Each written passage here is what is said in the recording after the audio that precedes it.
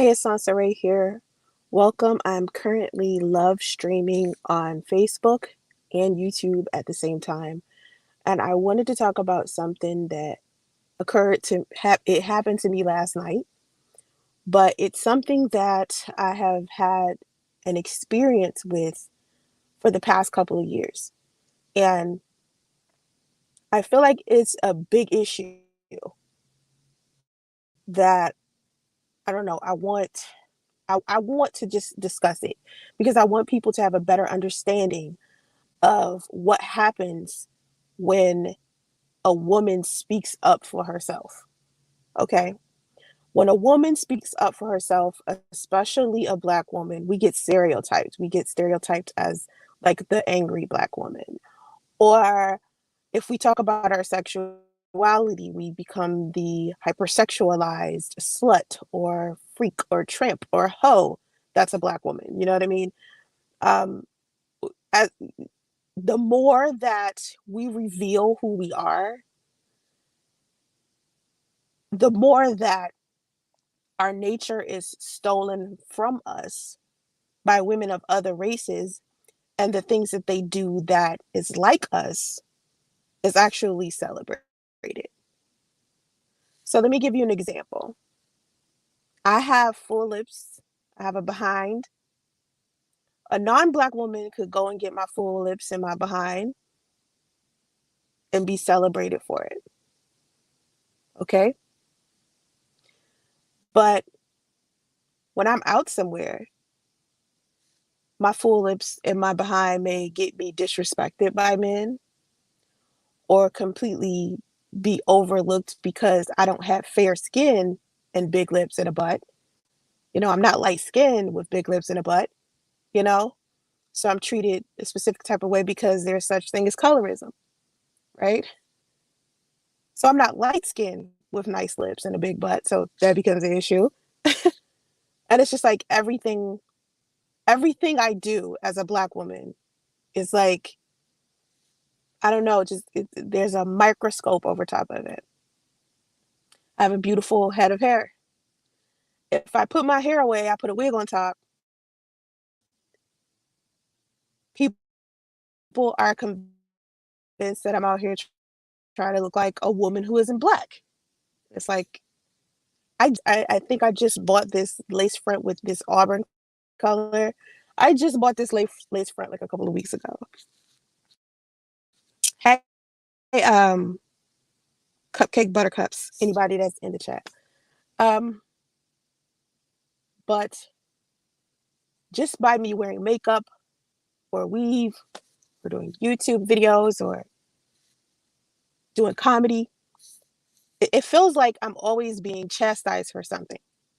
But I could look at another woman who may be of another race, who may be doing the same thing, and their race is celebrating them. Or, they're not being judged so harshly, even with something as simple as me being a single mom. And too many things that happen with Black women are swept under the rug. Like a lot of trauma we may experience, or a lot of the stuff that happens to us inside of relationships, a lot of that stuff is swept under the rug, right? And if we speak about those things, we're chastised for quote unquote telling our business, right? Now, this has happened to me. This happens to me frequently. This still happens to me where I'll be made fun of because of a story I told about an experience that I had, about a poor choice that I may have made.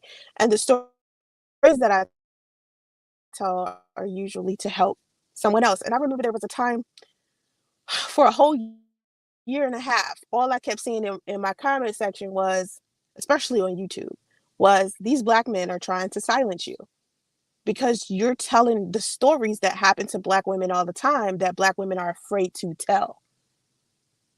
Because Black women know if they tell these stories, that they will be number one, chastised, or number two, no one is going to believe them because people put the opinions, the thoughts, the stories of other races and genders of people in front of Black women. So if you sit here and you tell this story, it's not going to go well. So for years on top of years on top of years, I'm telling my stories, right? Sometimes I'm telling the funny stories. Sometimes I'm telling the serious stories. Sometimes I'm giving good advice. Sometimes I'm giving advice to people that they classify as bad, you know? But to me, I'm speaking from my own personal experiences. Now, we all have different experiences. We all have things that we have been through that we may not have responded the best to. And a lot of us can be forgiven for. But for some reason, I feel like as Black women, we're not forgiven for them. One thing that changed on my YouTube channel a couple of years back, and this is why a lot of people stopped watching my channel. And let me explain, because it's a series of things, but this is the main reason why people stopped watching my channel. I used to do videos about the African American community all of the time. Everything was about me giving Black people relationship advice, me giving Black women relationship advice on how to deal with Black men better. But predominantly, I was giving Black men advice on how to be better Black men for Black women. That was the basis of my channel. Yeah, I talked about other things. I did cooking tutorials. I've talked I've talked about finance. I've done how-tos, all types of stuff on my channel, but for the most part, I have always given relationship advice to men, Black men. And so a couple of years back, when I started dating my son's father, and he did something, extremely terrible that I told everybody about. The way that Black men responded to it made me decide that I no longer wanted to talk about the African American community, right? Because anytime people would come into my comment section, it wouldn't be an intellectual conversation going back and forth. It would be people sitting here arguing, calling each other names, cussing each other out, and I couldn't believe that YouTube was continuing to allow my comment section to look like that. And so me and my moderators, we would be sitting there and we would just be breaking up fights in my comment section because it wasn't like just let me give you an intellectual response to the topic inside of this video as far as Black men and Black women go. It was let me insult Black women, and then let me insult Black women some more, and then Black women coming in defending us, and then Black men coming in insulting the Black women that are defending us. And it just seems like no one was listening. No one was hearing anything. It was just people arguing back and forth. So I said, okay, that's one problem. Then suddenly, with YouTube, anytime I posted a video where I put Black inside of the title, YouTube would immediately demonetize it every single time. So if I put Black woman talks about bop, bop, bop, bop, bop on how to deal with Black men who do bop, bop, bop, bop, bop, YouTube would demonetize it. Now, when stuff is demonetized on YouTube, it doesn't spread as far as it used to. Because when a video has a price tag on it, it gets pushed further on a social media platform. Okay? So if I have the right tags, the right title, the right description, a video can go viral quickly. And I post it at the right time. So it's a number of things that factor in a video being successful. So with YouTube, during this time, like right around the time my son was born, 2017, 2018, around that time, anytime I posted anything about the Black community, it would be demonetized. So it couldn't spread anymore. So I started making videos to where now I wasn't putting Black women, such and such and such, or Black men, such and such and such, in the title anymore. And because I saw so many people arguing back and forth about race in my comment section, I discontinued talking about race. I would just talk about relationships and generalize what I was saying. So once that happened, the audience that used to be so pro-black, that loved the content that I was posting, wasn't even seeing my content anymore, because YouTube no longer shows you what you subscribe to. They show you what's trending.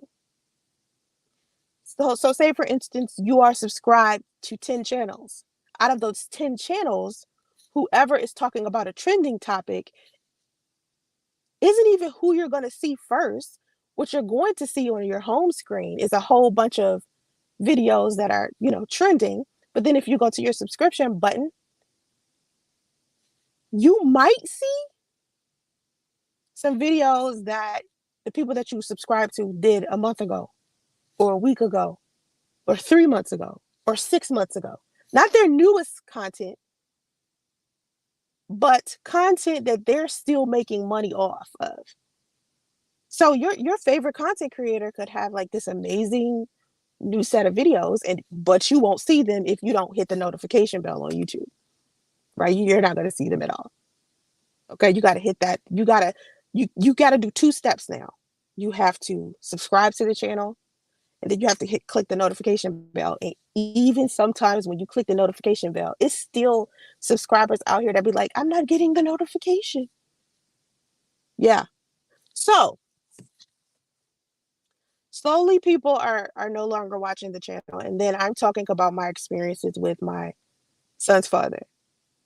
Now things are starting to shift with me, because before it used to be I talked about a number of topics, and so everybody was just swarming to my channel. But that was creating a problem, because all it was just people arguing. So to me, those weren't quality people. Because to me, a quality group of people could sit down and have a discussion and talk about a topic without having to disrespect each other. They're just sitting there and they're just talking and they're getting to know each other, right? Even if they disagree, the point is to enjoy the discussion. The point is to bring something intellectual to the space. That's why we're having the conversation. Maybe the conversation will change some things, maybe it won't. But to present a controversial topic is not so that people could sit here and rip each other's heads off with insults, and whoever has the best insult wins the conversation. No, that's not what the discussion is about. That's not the point of me bringing topics to my YouTube channel. So not only did I stop talking about stuff that's in the Black community, I stopped putting it inside of my titles. I took all of it out because, YouTube was demonetizing stuff. Then I'm sitting here and I'm talking about the transition I made from um, being like financially free to suddenly struggling financially, being pregnant and being a single mom because I'm abandoned in a damn hotel. Now, as I'm shifting to, I'm going to talk about being a single mom, I'm starting to see how more disrespectful men are becoming towards me, because a lot of them didn't classify me as a single mom before because my daughter was older. So, but now that I have a 2-year-old and I'm a Black woman who is a single mother, now more men are becoming disrespectful towards me because of it. And it's weird to me. It's weird to me. So let me get to talking to you about last night. Hey, David, Shamir, Justin, um, Mr. Jones, I see. So last night, and this is an issue that I have with men often. So last night, I was talking to this guy. Let's call him Puerto Rico. Okay, let's call him Puerto Rico because that's where he's from. Puerto Rico and I used to try to date like 3-4 months ago. Okay, before I came back onto social media, because remember, I took a social media hiatus for about 5 months because I was stalked and harassed, right, severely by a group of people who still stalk and harass people to this day. But they were stalking and harassing my family, and I mean severely. I don't mean, I'm just saying stalking because, people say that on the internet.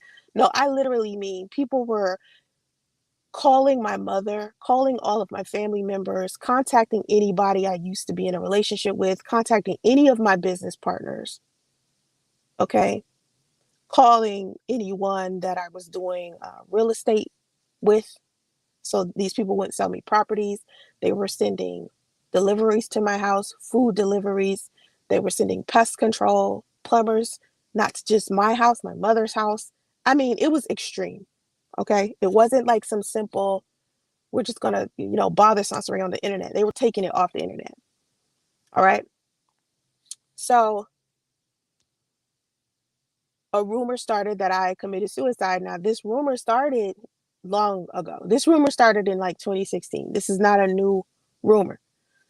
But this time when it spread, when I heard that this was now something somebody was saying, I just decided to pull away because I was like, let me do my self-care and my mental health, deal with my mental health because I cannot let these people stress me out. So I took me a break. And while I took that break, I was kind of dating, but not so much. I was trying to build friendships because in California, I haven't really built any real friendships yet.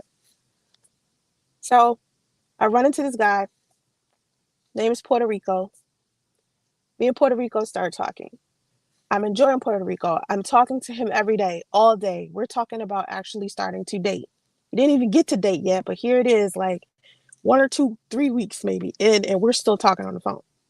And we're talking about dating. Now, I told him online dating is something that I don't like to do because of my online reputation that African American men have created. And because I have done YouTube videos, a shit ton of African American men have gotten onto social media and did everything that they could to depict me as something that I'm not, to destroy my reputation so that anything that I say is now questionable.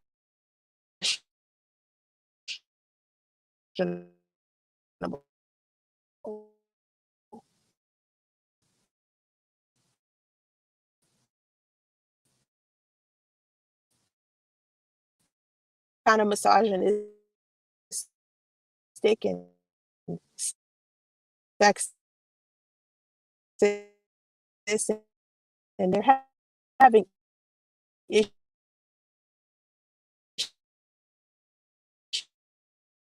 with women.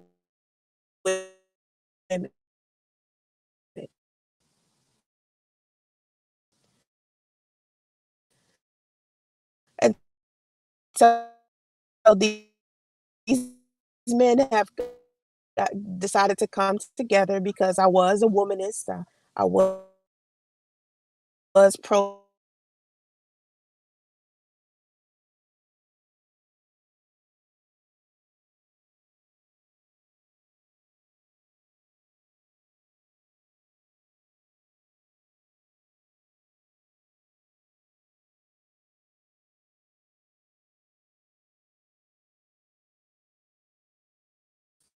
first before we decided to go on a date. All right. So Timothy stalking you. Timothy, everyone knows Timothy. Minister Jap was my main stalker. Everybody knows that. Anybody who has been, you know, that Minister Jap has been the one who's always stalked me. And overlooked this and made it seem like I was the problem because they allowed Minister Jap to program them into believing that when it's really the people having his way with me. And those who know the history of Minister Jap and I know that. But those new men who are coming in on YouTube or maybe being a part of his platform, they listen to what he says as if I've done something to him. And so my son's father believed that as well. I don't know if he still believes that, but usually anyone that was connected to him through me that believes him at some point no longer believe him. They no longer trust him. And a lot of those people have come to me apologetically because now they see the true intention of Jap. Okay, because Jap is up to some shit, B. Jap is an opportunist and he will do whatever he can to get anybody to believe what he wants them to believe so he could have a level of um, success or confidence because he can't generate self motivation or self esteem just naturally. Okay. I'm sorry if I'm breaking up. Okay. It could be the area I am. Sometimes it does a little buffering. So, um,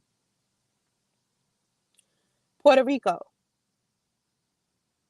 Me and Puerto Rico's talking now. There's a different brand of men in Northern California.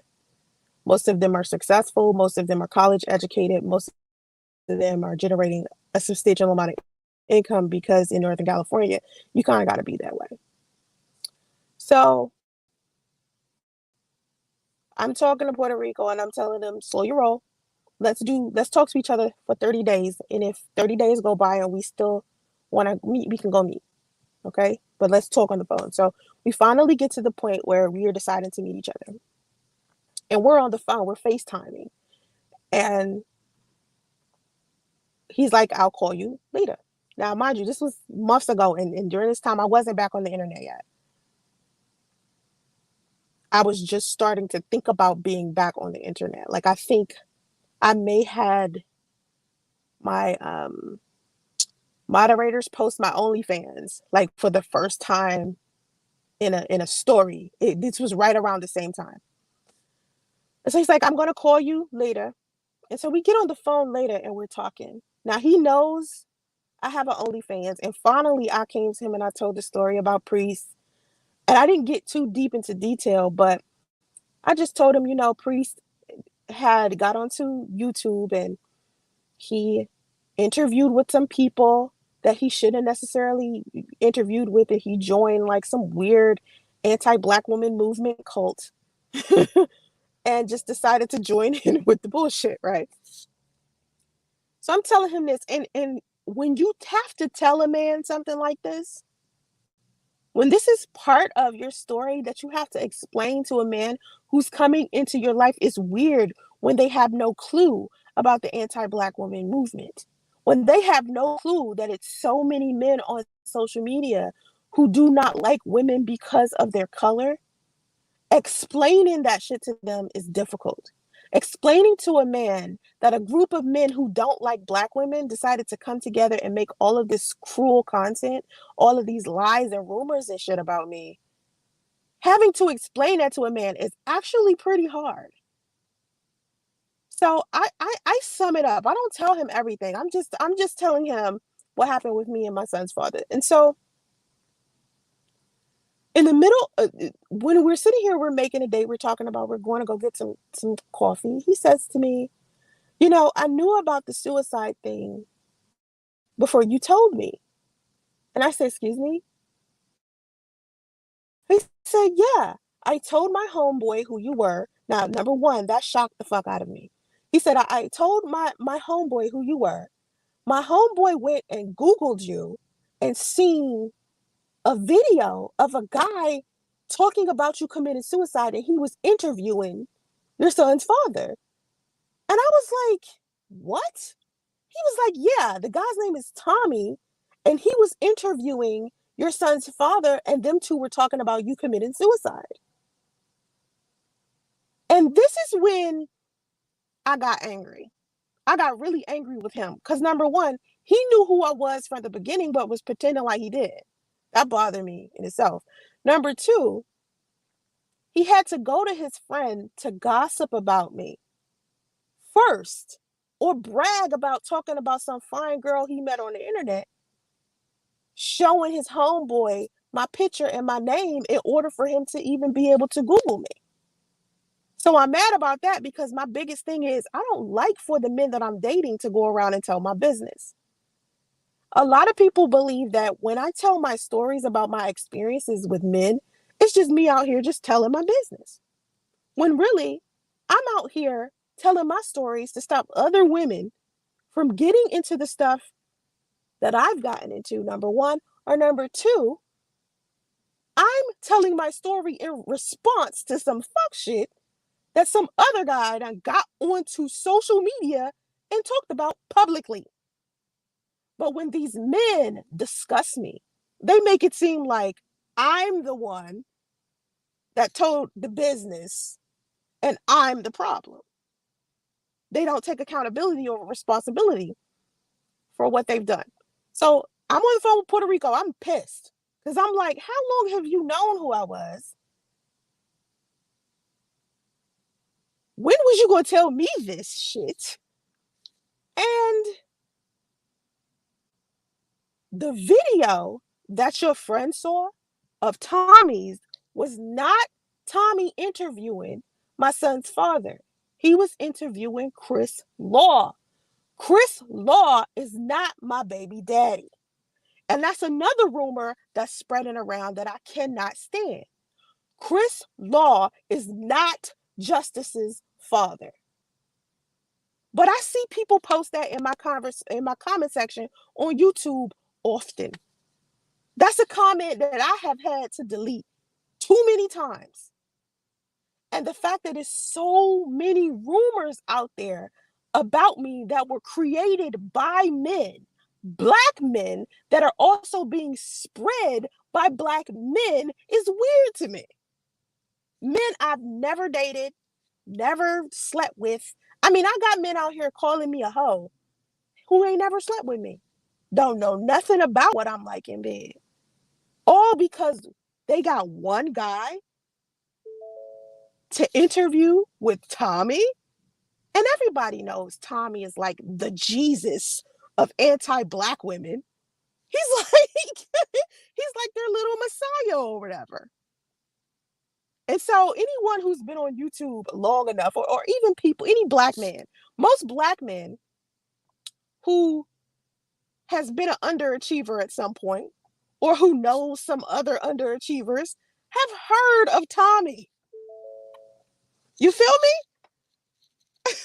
so, so I'm having to explain to this guy, listen, your friend telling you that my son's father went on to Tommy's show and was interviewed about me committing suicide is all screwed up in your head, because that was not my son's father at all.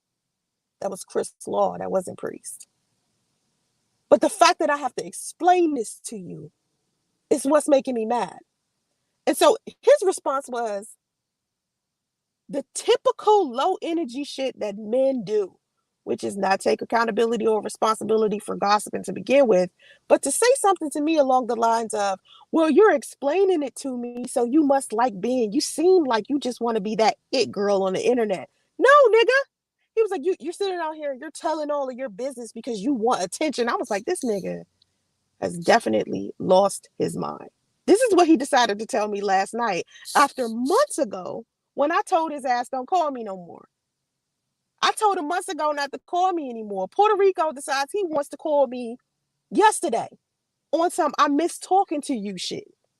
And we begin to have this conversation all over again about the internet and how the internet is a whole bunch of other people's opinions about me. So if you're trying to get to know me, you can't get to know me on the internet. You can get to know me in real life, but you will never be able to get to know me on the internet. What you will see is me giving a whole bunch of people advice. You will see me trying to have fun with people, trying to laugh, maybe even defending myself at some point. But to get to know me, oh, you can't do that on the internet, honey. Because if you Google me, you can Yahoo me, ask Jeeves me, goddamn, you can ask Siri or Alexa about me, and they'll tell you some shit that Tommy, Jesus himself, and his followers that created. A reputation, a fake reputation that was spread by a whole bunch of black men who don't like black women. Or,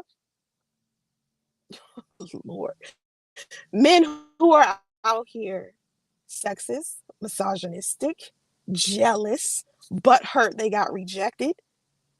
It's not men out here. Listen, the men who talk the loudest about me aren't men who know me. These are men who know of me, heard about me, heard a rumor. Some person was running bumping their gums, some shit like that. So this nigga saying everything he's saying. I said, well, listen, honey, I cannot put information in a cup that's already filled with bullshit. I can't put something healthy in a cup when it's filled with something already. So you would have to empty your cup and get to know me. And I got a feeling you're not going to be able to do that. You've already proven that you're beta by gossiping with your homeboy about a chick you didn't even go on a date with yet. We hadn't even been on a date yet. And here he is bumping his gums to his homie about a chick, sitting there bragging. And now he's trying to convince me that I'm in the wrong. I was like, oh my Lord. So he says to me, it gets worse. So he says to me, I think you want people to know your business. Because when these people were saying stuff about you, you was defending yourself. Wait a minute. Wait. Let's get this straight. You mean to tell me why these black men are going around spreading all of this humdrum, all of this foolishness into the wind, lying about me, trying to destroy my reputation, sending me messages, talking about raping my daughter and killing my son. They're out here stalking and harassing all of my family members, business partners, ex people, friends, co workers, anybody they can find. And I'm not supposed to defend myself. I'm supposed to just remain silent. I'm not supposed to tell anybody that I'm being harassed and stalked by men. I'm not supposed to tell anybody the disrespectful stuff that men have done to me. I'm not supposed to say anything. And this is Puerto Rico's message. Now let's keep in mind, Puerto Rico, if you look at Puerto Rico, you would think he was a black guy. Because that's what he act like. An African American guy. He does not act like a Puerto Rican at all. So he has the makings of an African American dude. And he basically pumping out that same propaganda and foolishness that the black beta males do on his platform. And he's saying the same thing to me on some, maybe you shouldn't have told your business and defending yourself and they would have left you alone. Oh, really? Oh, is that what you think?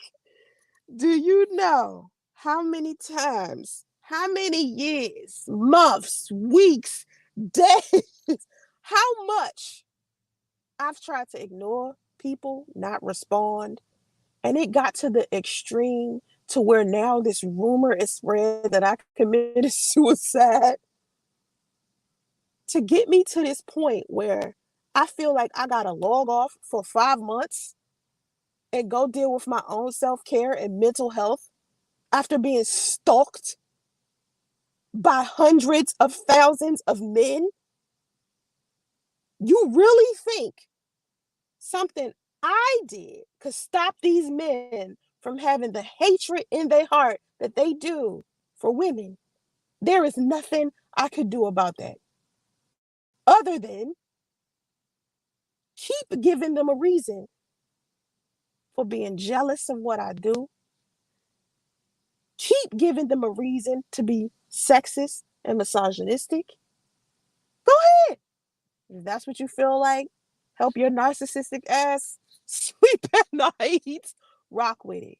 Because I'm not about to sit here and discontinue being Soncerae just so a whole bunch of beta males can feel comfortable. A whole bunch of niggas I never even met. See, if what I have to say doesn't apply to you or it doesn't help you, that's fine. It's just this not your lane, baby. You supposed to be somewhere else on the internet, watching some other shit that fits you. What bothers me is that it's people out there that don't want women to talk about the abuse and the trauma that they've experienced. They want us to walk around and act like we're not experiencing anything. And the funny part about all of this is that most of the stuff that we experience that's bad is coming from our own men. And we tell these stories in hopes that alpha men who claim themselves to be good men start going out here and holding these betas accountable for the fuck shit that they do to women. Women, listen, when we sit here and we tell our stories to you guys about the stuff that happened between us and men, we're not sitting out here talking about how much we hate men. It's not about us hating you. Oh, she hate all men. No, I'm telling you what happened to me. And if you are a good man, it's time for you to look around at the men that you keep in your company and start coming to them, holding them accountable and responsible for the choices that they make when it comes to women.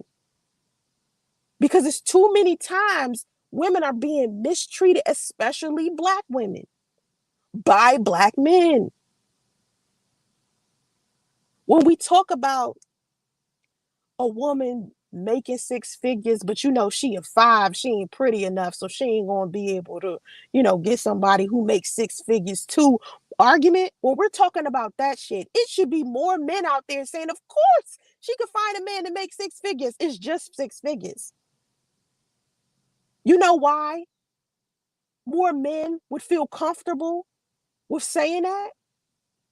The way that they could feel comfortable with saying that if they was out here, only if they was out here making a million.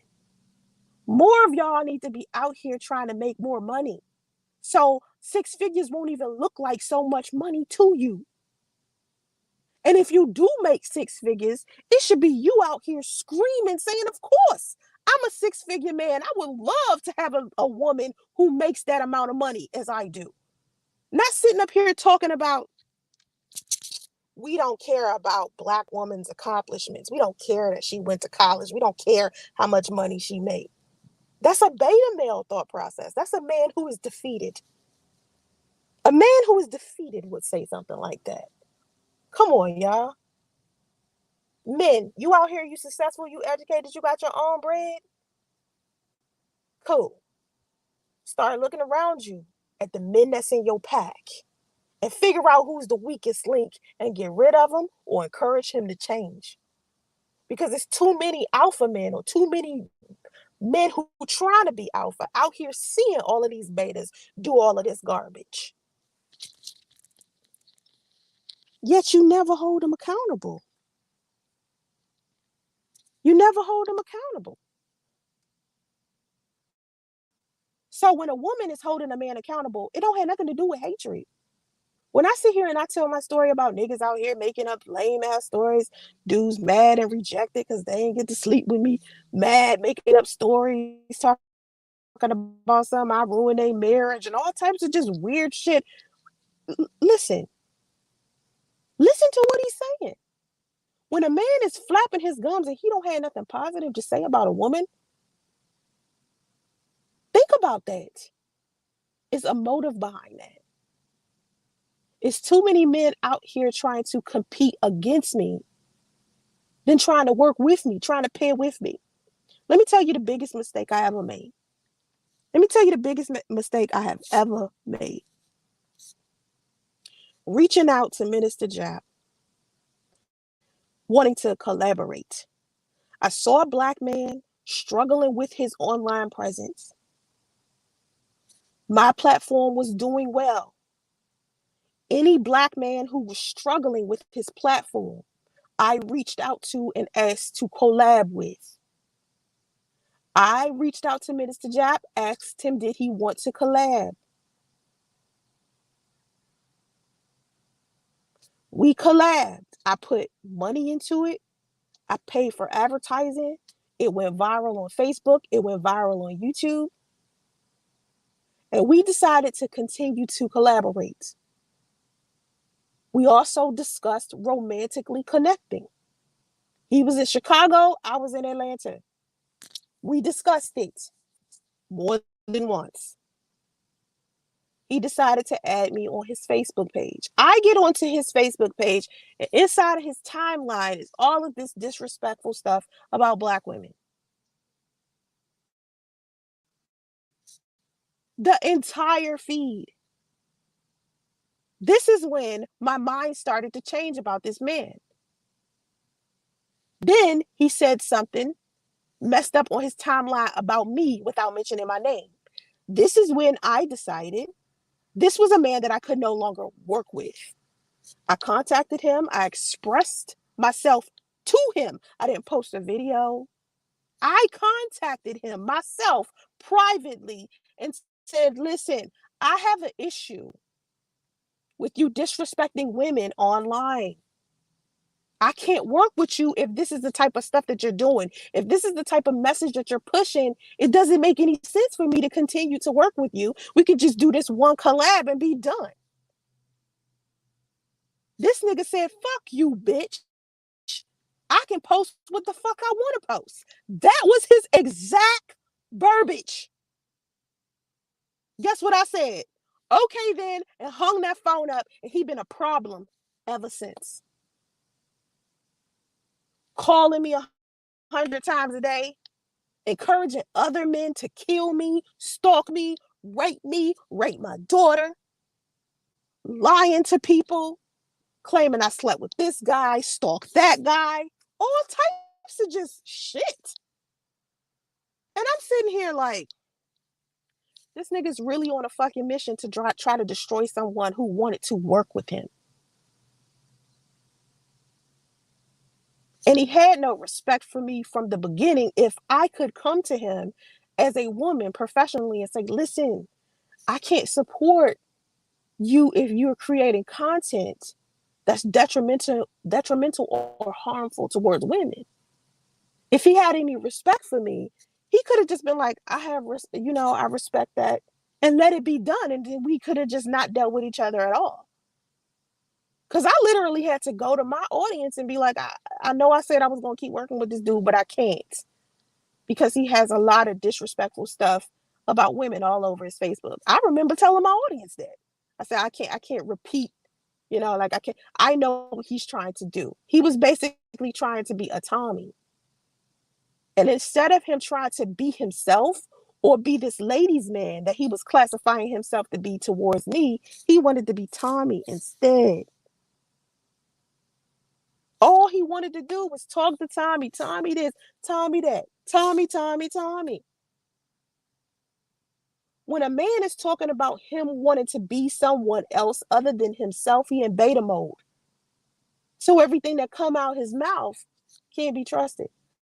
Then when they turn around, when when when, when the man turns around, he has to do everything he can to degrade a woman in order to feel about himself.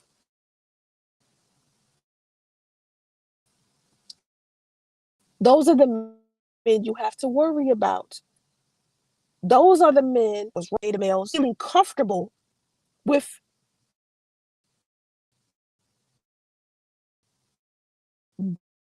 blaming their achievements, them not having any critical thinking skills on somebody else.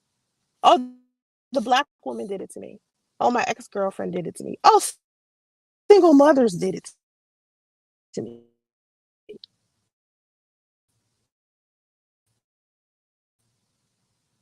Jap was the main person. Operation with the should sleep with men on the first night. And I'm telling him, no, I think women should like wait. Seriously. He's like, no, men just want to sleep with you from the beginning anyway. So women should just go on and fuck. This was the collaboration was about. But now he gets online and he shames any woman who has any type of sexual liberation. Every woman's a bitch. Every woman's a hoe. And don't let her be a single mom. Oh, Lord. Oh, Lord. But the same single mom that Jap claims that he has a problem with is the same single mom that he was interested in dating. Me. So having to explain to men that I'm dating now, that a man that I rejected in 2016 has stalked me all of this time and created like this weird online reputation, which is not me. It's just opinions people made off of the lies and rumors that was told about me. That's why I don't take it serious. For me to have to explain this to a man every time I get involved with him, it's kind of helpful. And let me explain why. Because how he proceeds to deal with me after that determines who he is. How he speaks to me after that determines who he is. First of all, no alpha in the history of alphadom is going to, number one, gossip about a chick. Number two, believe some loudmouth nigga who has no self-control about what another woman is doing, because alphas know damn well when another man is speaking negatively about a woman, he mad. She rejected him. Any alpha with half of a brain knows that. A sigma knows it as well. But a beta, oh my God. A beta sitting here believing that something wrong with this woman. No. That's when the betas, y'all got to wake up, man. Y'all gotta wake up. That's the microphone. Bullets. That's the microphone. Pentazoid. It's the microphone on my headphone. Man, more women should feel comfortable with telling their story. I'm not gonna let somebody shame me about telling my story. My story is mine. It's all I got. Everything else in this world doesn't belong to me. Everything that's in this world can be taken from me. The only thing that can't be taken from me is my story. So I don't care if I get on this platform and I tell you a private story that I ain't never told nobody. And trust me, I have a lot of those. I have a lot of those, but you don't know what you don't know. You don't know my secrets because I don't tell you. So just because I tell you an experience I had with a man doesn't mean I go around telling all of my business. No, I'm telling you experience I had with a fuck boy. And this is how it went. And everybody has their experience. And it's up to them to decide whether or not they want to tell their story. But the problem is when people tell their story, a lot of times they lie. Me, I don't do that fuck shit. I just tell you it. No matter how embarrassing it may be, no matter how bad it make me look, the experience is what it is. I'm just going to tell it to you. I cannot help you or any other person if I lie about the story. I feel like more Black women should start talking about their truths and speak their truth. It doesn't mean that speaking your truth is an opportunity to drag somebody else or expose somebody else or to say something negative about somebody else. Shit, just tell your story. Just tell your story. I got men sitting out here thinking that the reason why Chris Law went on to Tommy's channel is because I interviewed Tommy's ex-girlfriend, Abby. They think that Tommy interviewed my son's father, Priest, because I just randomly out of nowhere decided I wanted to interview Abby. No. Tommy had already interviewed Chris Law, some other dude that claimed he slept with me. Tommy had interviewed so many people that had something to do with me long before I even met Abby. Long before I even met her. But Black men, these betas don't want people to know that. They don't want people to know the fuck shit that these men do to women. They don't want nobody to know that stuff. They want women to just look bad. That's it. Like a woman is just randomly out here defending herself against nothing. Oh, Soncerae is cussing out this person for nothing. Soncerae is exposing this person for nothing. Soncerae is making up this lie about somebody. Yeah, that sound good to a person that's trying to cover up they shit or want a whole bunch of people to believe what they saying. They will say anything to you. A beta male will say anything to you because they think there is no consequences when there is. Yeah, of course I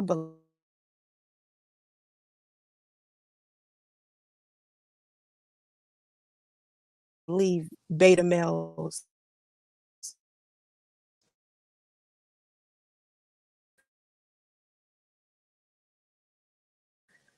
beta females exist, honey. Don't come to men asking any type of questions. You got beta females who come into situations, they do shit like be sleeping with one guy, but use another man for his money, but got the man that's spending his money won't give him any. And the guy that's spending his money don't know that she's sleeping with somebody else. That type of shit, beta male, beta female. That's not pimp game. I heard. Listen, I heard the other day. I was listening to a live stream. I heard a chick talk how she fucked with a white guy. Ain't never had sex with him, but he keep paying her car note, keep giving her money. But she fucking a black man. But she made it sound like she paying the white man back for all of the fuck shit that they did during slavery. No, bitch.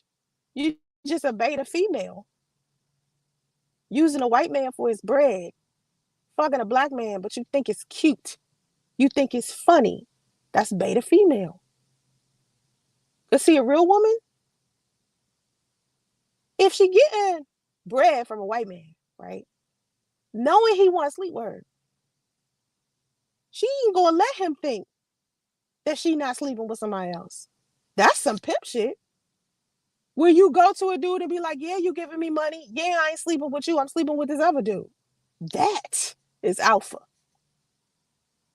Being able to keep it a buck is alpha with females and males. But then again, alpha is not going to waste their time in that way. I'm not about to be sleeping with a man who can't provide for me financially. He better be giving me the same amount of money that white man is. Why would I be sleeping with, like, that don't make any sense. I'm not just going to use this one man as an ATM card, you know? And this is coming from a woman who got OnlyFans. You think, listen, I got OnlyFans, right? I don't do no pornography. I don't have to. I'm fine as hell. Men gonna pump out bread because of that. The money that I make off of my OnlyFans, I put into my investment portfolio.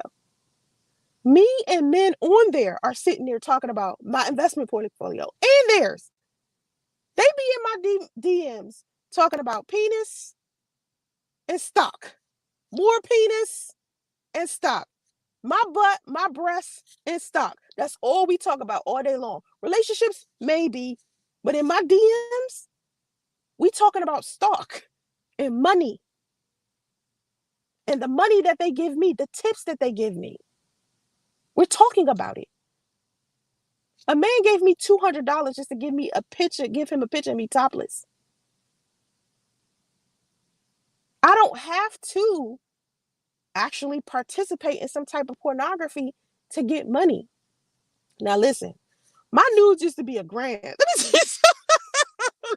My listen, a month ago, my nudes were a grand. And dudes was like, ah, that's hurting my pockets.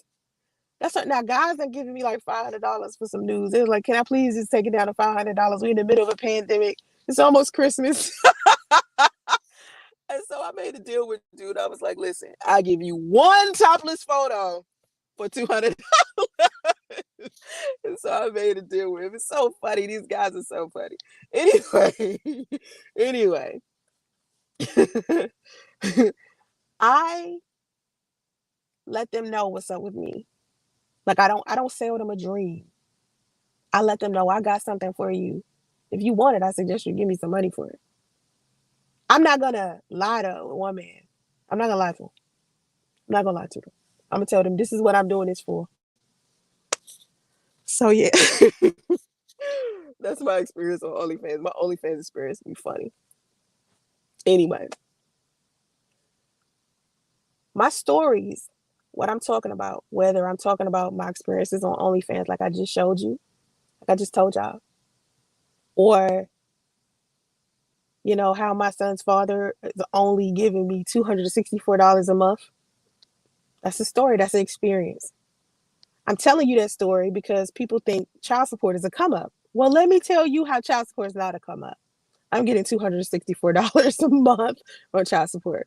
So you can X that whole child support is a come up thing out your head. Okay. That's it. All right. So every story that I'm telling is to kill a stereotype or to stop you from having like these limited beliefs when it comes to Black women. Not every Black woman is a traditional woman. Not every Black woman is a modern woman. Not every Black woman is walking around here promiscuous. Not every Black woman out here with an attitude problem. Not every Black woman is bald underneath her lace front. Like, how many things do we have to prove wrong to you guys? Like, I swear to God, every year there is a new thing, a new stereotype, a new false premise that we as Black women have to debunk. And every time we clear it up and say, oh no, that's not the case, here comes the beta males with another thing, and then another thing, and then another thing. And it's like, man, just like the example I gave you about the six-figure woman, Kevin Samuels telling her she a five, she ain't gonna be able to find another six-figure man. No, she ain't gonna be able to find a dust bucket like him, but she will definitely find another man who will make six figures, because six figures is not a lot of money. It's blue collar dudes out here making six figures. They come in my comment section all the time talking about their construction companies, all types of stuff that they doing, blue collar. And there's a difference between a blue collar dude and a dude that works in corporate America, because in corporate America, you got to be a little bit more polished because you're handling business. You know what I mean? You're not like a mechanic going under a car and then come out like a green monkey, just all over you. That's not how businessmen in corporate America behave. But think about this. When you get on social media, right, and you are looking at all of the, let's just say YouTube, because we're on YouTube. I'm live streaming on YouTube, Facebook at the same time. So let's say you're on YouTube, right? You look around, you see other people who are posting videos as well. And you see people out here giving other people relationship advice. And then you turn around and you hear a whole bunch of beta males trying to encourage other men what they should be doing as men. But then you look at their behavior. What do you see? You see them behaving in a not so polished manner. They thugging it out. They street dudes.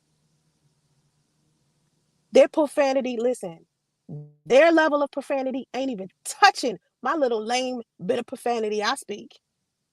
They on a whole nother tip, a whole nother level of ignorance that I can't even repeat. I can't even, I cannot even stoop down to that level of low to be able to explain to you the type of vernacular and vocabulary that these men do and use that proves that they're beta. And the entire time that they're speaking, they're degrading and disrespecting a woman every single time. That's not polished behavior in general. A man who's in corporate America, he would not be caught dead on no platform speaking derogatory about any woman, because he could lose business that way. When you're dealing with gentlemen, it's different.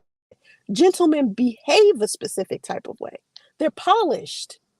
So they can't get onto social media and disrespect women because their counterparts, business partners and co-workers and stuff, have wives and girlfriends and daughters.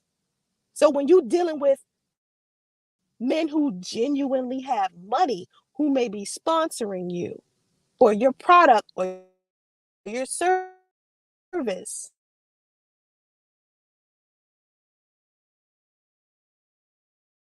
to my router or Wi-Fi. That's what YouTube is telling me. But yeah, I already told y'all there's something going on with this iPhone. I don't understand how an $800 iPhone could have such a terrible network to it. I don't even understand. I think it's T-Mobile. I definitely think it's T-Mobile.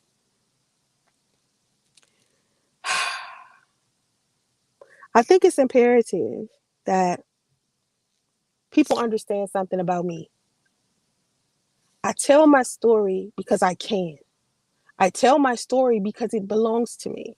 If I want to tell that shit every day for the rest of my life, it's all I got, and that's what I'm going to do.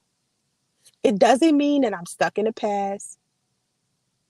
It means that I have a story that I want to share, that I want to put out there to help somebody else. And in the event that somebody don't like my story, want to hear my story, guess what you can do? You can change the channel. That's right. Say it with me. Change the channel. People do it. It's okay. Changing the channel is just fine. You don't have to stalk somebody you hate. You don't have to make sure you chime into every single live stream that the woman that you hate do.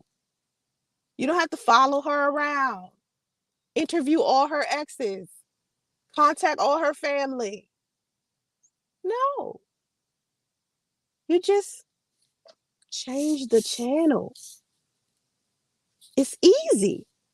People do it every day. Just look around you. Black women should tell their stories more so it can stop the stereotypes. So it can stop people from dehumanizing us. So people can understand we are human. We are human. And the reason why a lot of people believe that we aren't human is because we've been so quiet about the stuff that we have experienced that makes us human. And people, our own men, have been the ones that have encouraged us to keep our family trauma a secret. Hey, Mo, they've encouraged us to not be honest about who we are sexually. We don't want to be chastised for being a Jezebel. We don't want to depreciate in value. We don't want people to think we really don't want to be married. You know, Black women should tell their stories more. Some people don't care. You're right, Joshua. Hey, some people don't care. Some people do. I was listening to a live stream earlier where this girl was talking about she was talking about the backlash that she's gotten since she was speaking about Kevin Samuels, and she was kind of explaining herself to the betas, like betas. I basically wasn't saying blah blah blah blah about y'all. I was just saying blah blah blah. I didn't mean it that way. I was like, these betas not listening to you, girl. These betas want to think negatively about you. They want to come into your comment section and find something negative to say to you. Thank you, Joshua. They want to find something negative to say to you. They don't care. The whole point is to find something negative to say to you. You could sit up here and explain yourself all day. You could talk about how beautiful you are. You could talk about your college education. You could talk about how much money you make, how much stock you got. You can encourage other women to do the same thing that you do. And they're still going to make it seem like none of those things, none of your accomplishments or achievements matter. Because they beta. You can't convince a beta to think otherwise when their whole purpose is to be jealous of you. They're low energy. High energy men, alpha men, they care about how much money you make. They care about your education. They care about those things. They care about you improving yourself because no man want to have a partnership with a woman that is uneducated and broke. Period. I don't know no dude that want to deal with an uneducated broke chick. You feel me? Yeah, they zero in on anything. Let you listen. You could be Man, you could be the most beautiful woman on the planet. I heard somebody saying something negative about Beyonce. How? This is a woman who takes care of her physical appearance. She's married. She did things the right way. She's still married. She's been married for a long time. She's been with the same guy, one guy her whole life. She's successful. She's balling out of control, and this man still found a way to say something negative about her. How? That doesn't make any sense. Because when someone, this is how, because when someone wants to see you as something negative, they want to see that. It doesn't matter what you're doing. They want to see you in a negative light to help them feel better about themselves. They have to use you as a stepping stone to feel higher. It's the only way.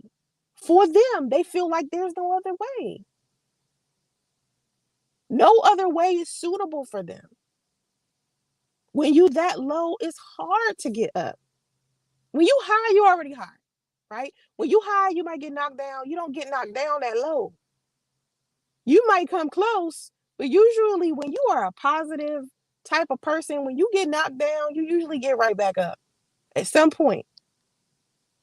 But when you're dealing with somebody who low energy and they really just a low energy person, they going through so much pain, so much agony that they don't even know how to deal with. They use other people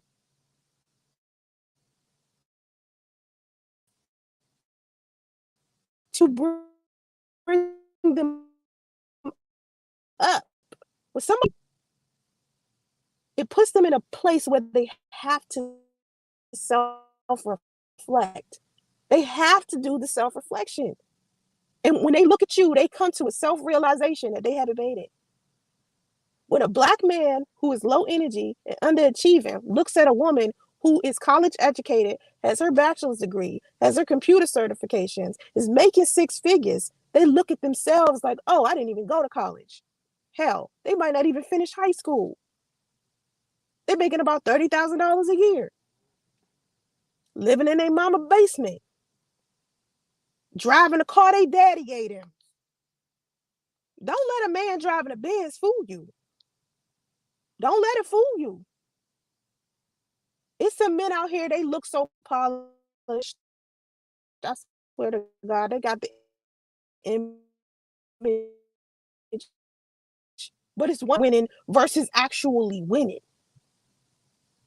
The wealthiest people in the world, you could never tell that they winning. Never tell. Because they're not walking around here with all of this fancy shit.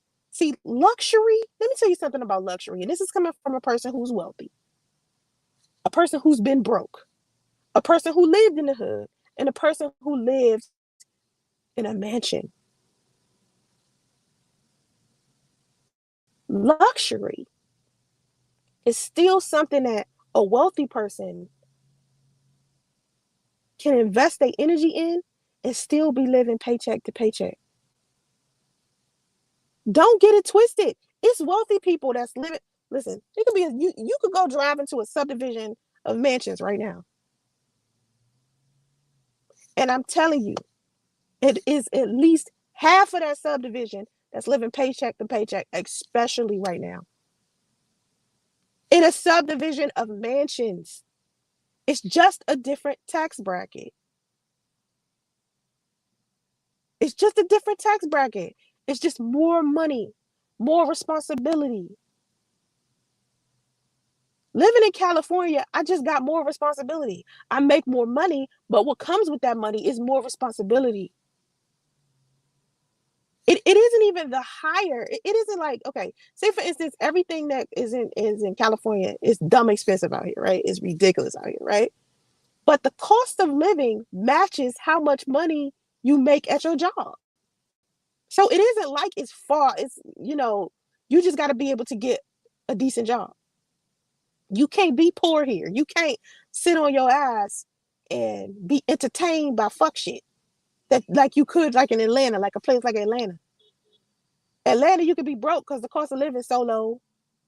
There's places you can go and just chill. You could get distracted by vices. weed, money, liquor, hoes, strippers, all these things could be distractions from you generating some income, right? And you can still live in Atlanta like you boiling out of control because everything's so cheap. You can borrow some money from somebody. But out here, oh no, no, no, no, no, no. Mm-mm. Everything that you're doing has to be about money. Everything. Because if you take your eyes off that focus for 2 minutes on getting your bread, you're going to be living under a damn tent out here.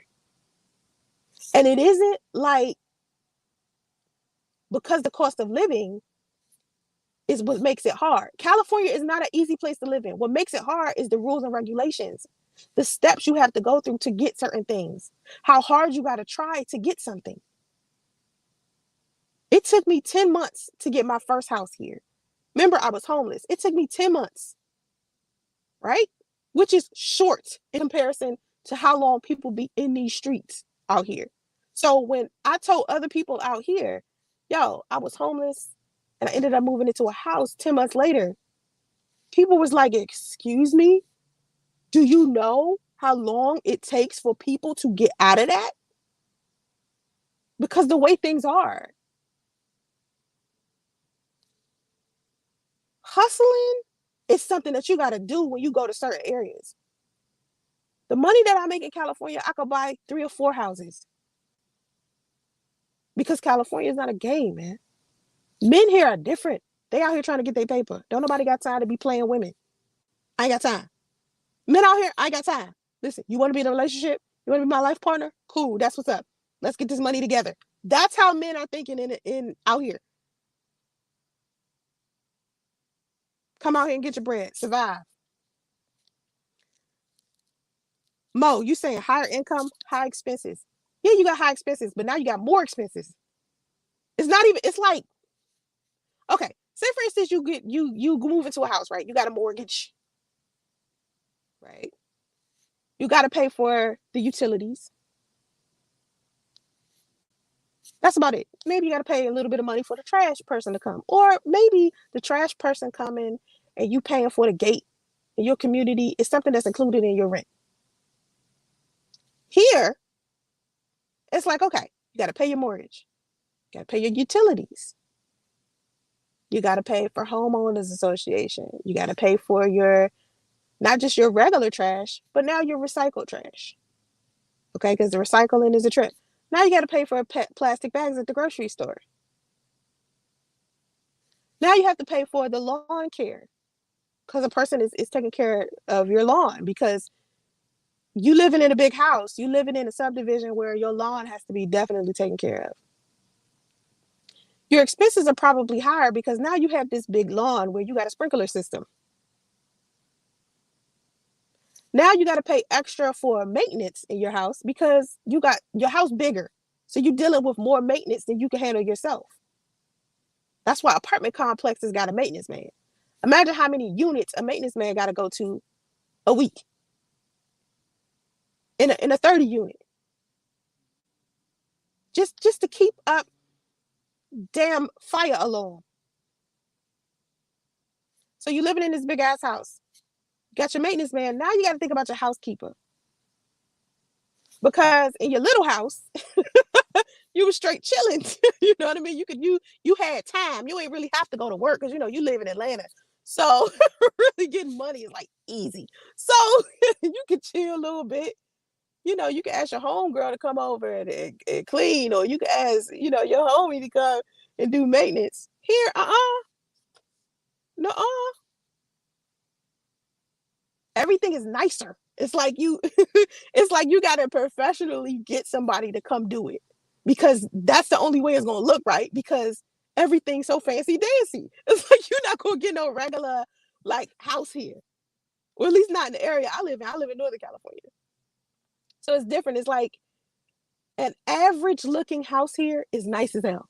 So you can so you're not gonna be like, you're not gonna, have just any random person coming in and clean it up. Or to come in, pressure wash it or come do your lawn or something like that. You really got to hire some landscapers. You really got to hire like real people to do it. It's so much, it's so many rules. Oh my God, it's so many caps on stuff. It's so many processes. Like everything is a damn process. Like one step could have 12 steps included in that one step. And after you do that one step that included all 12 of those steps, you still got 11 more steps to go. And each one of those 11 steps got 12 steps inside of it. That's how hard it is to live in California. It ain't even about the money, it's the process. It's the process. That's all it is. And to be able to come here, be a single mom, and accomplish anything here. Do you think people gave me credit for that? No. You know why? Because the beta males was too busy complaining about my sexual history from a guy who was running his mouth about us sleeping together 10 years ago while he was married to somebody else. This is what these niggas was thinking about. Not how much money I made, how my education, not building a business with me, not how much money I put into the Black community, not the charitable work, not the philanthropy that I did. A guy that I slept with 10 years ago. You see how stupid that is? Does that sound right to somebody who isn't a beta? It sounds right in the mind of a beta. But if you alpha or you, even if you got a little bit of sense, that does not make any sense. Child, listen, it's 3 o'clock, y'all. I got some stuff I gotta handle. Make sure you follow me on OnlyFans, okay? Yes, I sell the nudes there. And being on OnlyFans, let me talk about that before I get off. Listen, being on OnlyFans, anybody that's on, well, no, let me not say anybody. Let me just say me and people who are like me. It's women on there. Like I got a girlfriend. Her name is Rif Kazorian. All right. She makes about 10 grand a month on OnlyFans. And I promote her all the time on my OnlyFans. And she promote me on her OnlyFans. And so we break bread together all the time. She give me money for stuff. I get her money for stuff. Just because you do something like OnlyFans doesn't mean you don't have any money. It means you want to make more money. Just because you do something like drive Uber, and I don't drive Uber anymore. I haven't drove Uber in months. I might go do some like food hauling to make some extra money if I really need it. But for the most part, I haven't done most of that. I've been sitting in the house with my son, kind of day trading and doing my graphic design business and handling my single moms group. When someone is doing something to generate an extra amount of money, regardless to what it is, I don't care if it's you working at a supermarket, a gas station, it doesn't matter. You're a garbage man. It doesn't matter. Whatever it is that you're doing to provide for your family, whether you're male or female, you go out there and you get it. Do not let other people who can't do those things or don't have enough sense to go out there and get an additional source of income themselves. Don't let these people and what they have to say about what you're doing make you stop going out there and getting it. You do whatever you can for your family. If you are a man, especially if you have children, especially if you got a girlfriend, maybe you got a pregnant girlfriend, maybe your girlfriend is sick, maybe whatever it is, it does not matter. As a man, you go out there and you do everything that you can to make sure that you should secure that bag for your family. If you got to get one job, two job, three job, if you got to go to school at night, if you got whatever it is, you go out there and you do that shit. And do not let anybody talk you out of doing it because they themselves can't do it or they feel like you should do better. They don't know what God got for you. They don't know what God sees in you or what you see in yourself. Only you got your vision for you. Don't nobody else know your vision but you.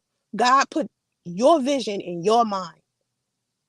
So whatever it is that you're working on or whoever it is that you're trying to be, don't let somebody else's perspective of who you are stop you from going out there and doing what it is that you want to do.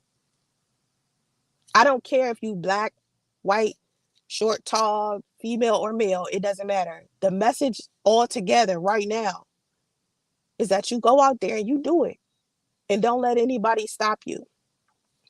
Right now, I'm struggling with so much as far as some of my businesses. Like I got 7 sources of income. I'm working on getting 3 more. A lot of my online stuff I'm struggling with, like my YouTube channel and stuff like that, because I got people who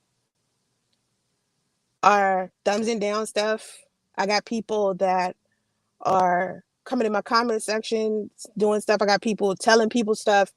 I have YouTube giving me the wrong metrics for my stuff. So it's kind of hard. Like I have to do so many different things in order to get what it is that I want out of my channels. And then I go into other places on social media and I see so much success, and it's so strange to me because I can try to sit here and put energy into everything that I'm doing, but it can be very difficult because, I got my son, I got my businesses, I got my OnlyFans. Don't even get me started on OnlyFans because I literally got to sit still and go take a whole bunch of pictures. And that's so hard sometimes because I just really don't have a lot of time. I'll be like, oh, I got to go take some pictures of my breasts right quick.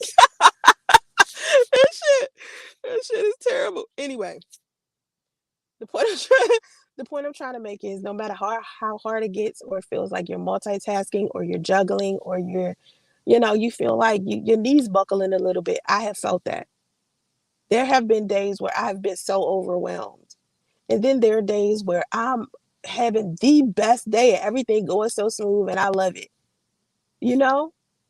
I could go a whole week with having just all bad days. And then one good day come and I'd be like, oh my God, and it's good like that for 4 days. And then another bad day come. And then sometimes I can have a good 2 or 3 weeks and then suddenly something bad happen.